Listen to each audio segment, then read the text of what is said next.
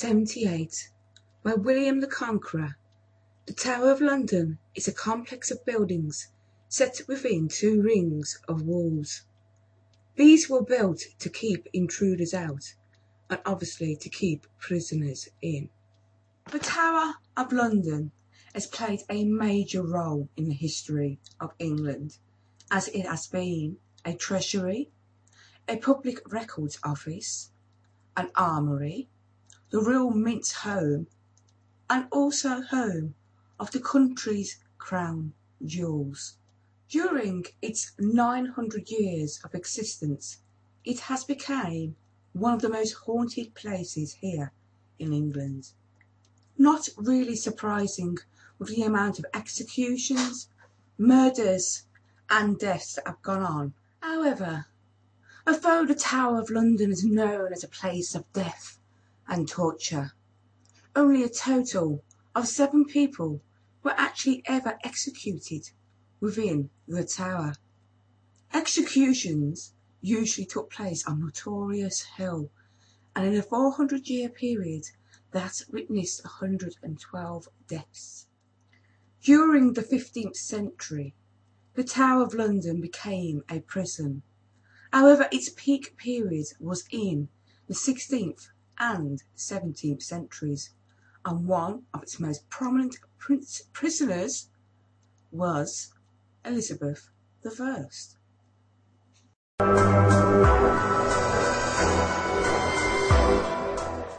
I shall begin my ghost story at the main gate to the Tower of London, where during World War II, a guard on duty reported seeing a group of people wearing old uniforms walking towards the entrance, carrying a stretcher containing a headless body.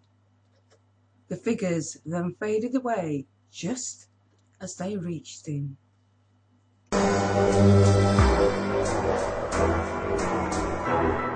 The ghost of a monk has been seen here at Traitor's Gate, and a visitor on one occasion photographed the gate and found a hand dressed in lace cuff on his image.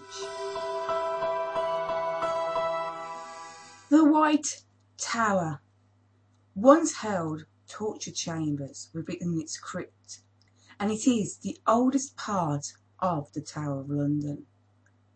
A lady's perfume is said to be very overpowering here, and it has made people gag around the St. John's Chapel area. It is also said that on one occasion she was seen by a group of children waving to them from the other side of the building. Guards have reporting having a crushing sensation upon them whenever entering the place where Henry VIII's impressive suit of armour is exhibited.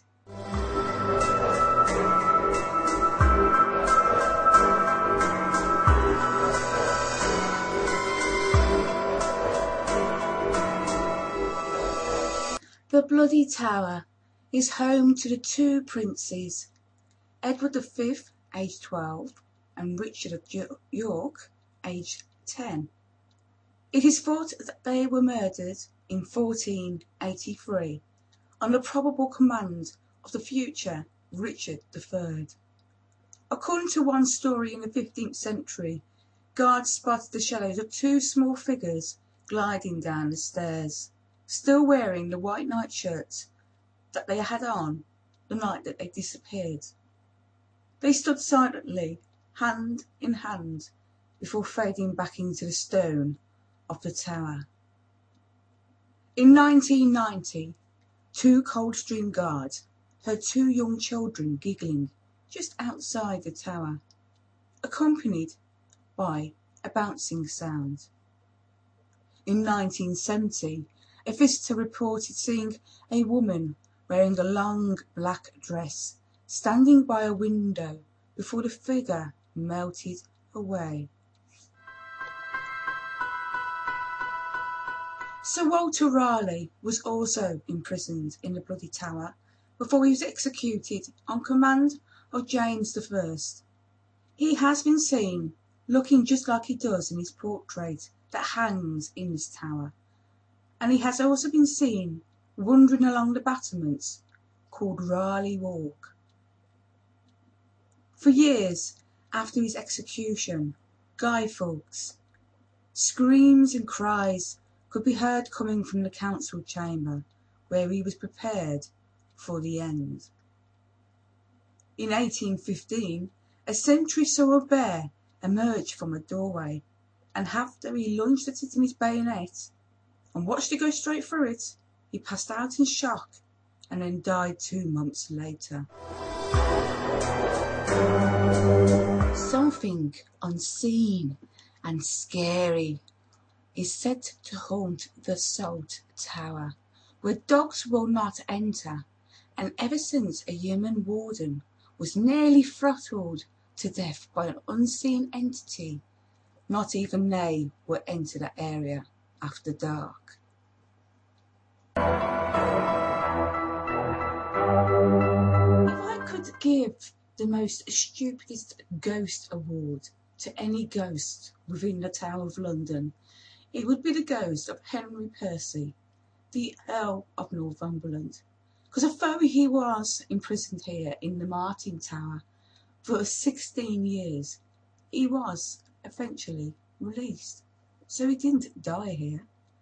However, his ghost has been seen walking along the battlements, and some say he is also responsible for visitors and guards being pushed down the steps by this tower.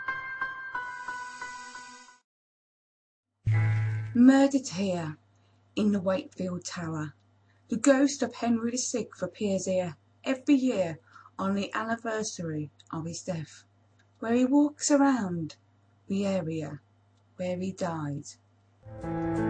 Let pass my weary, guiltless. The most persistent ghost here at the Tower of London is Anne Boleyn, who appears near the Queen's house, close to where she was executed.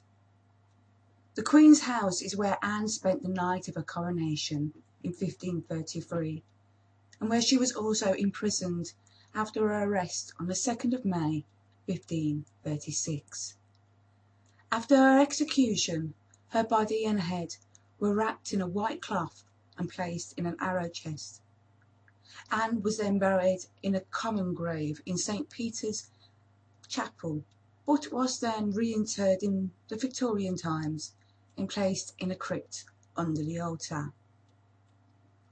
Anne's ghost has also been seen leading a ghostly procession down the aisle of St. Peter's Chapel and walking the corridors of the tower.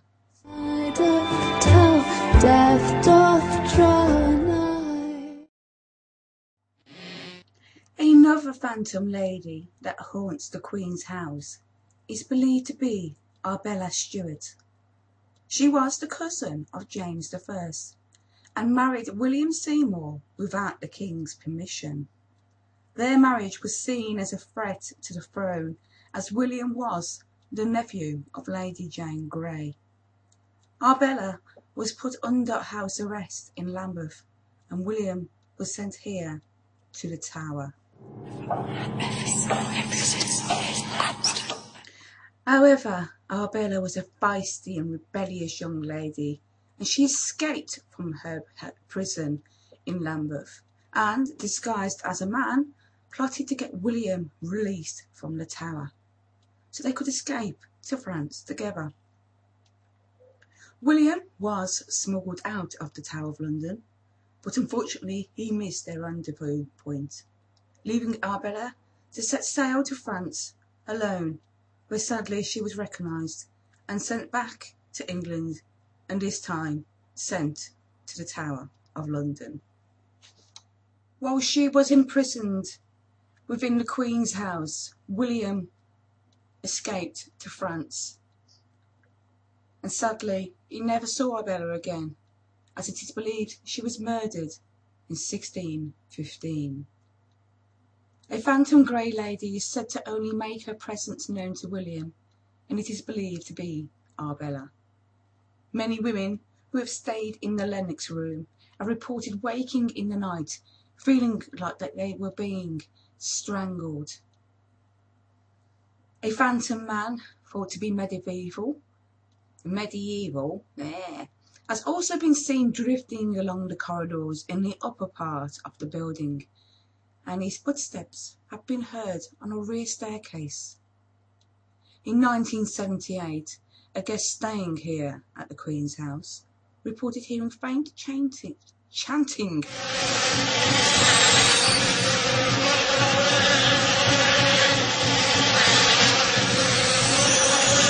The most grisly execution and haunting of the Tower of London, in my opinion, is that of the 70-year-old Margaret Pole, Countess of Salisbury.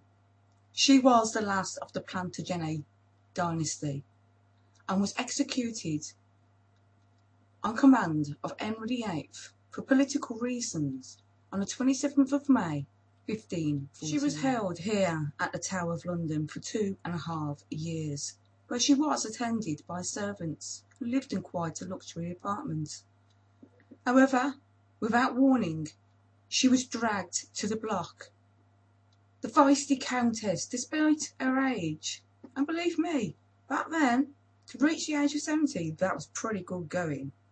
Well, she refused to put her neck down on the block, but she was forced down, and as she struggled, the inexperienced executioner slammed the axe down into her shoulder instead of her neck.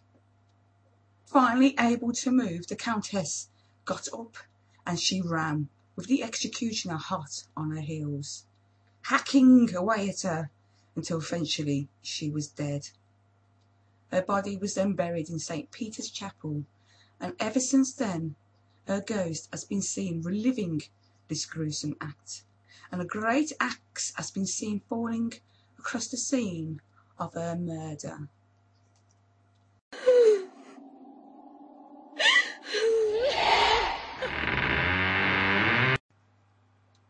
The saddest ghost story connected to the Tower of London, in my opinion, is that of Lady Jane Grey, the 9-day Queen.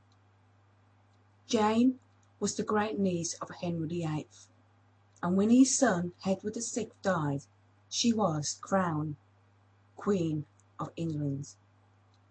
However, supporters of Mary I overthrew her, and she was imprisoned here at the Tower of London.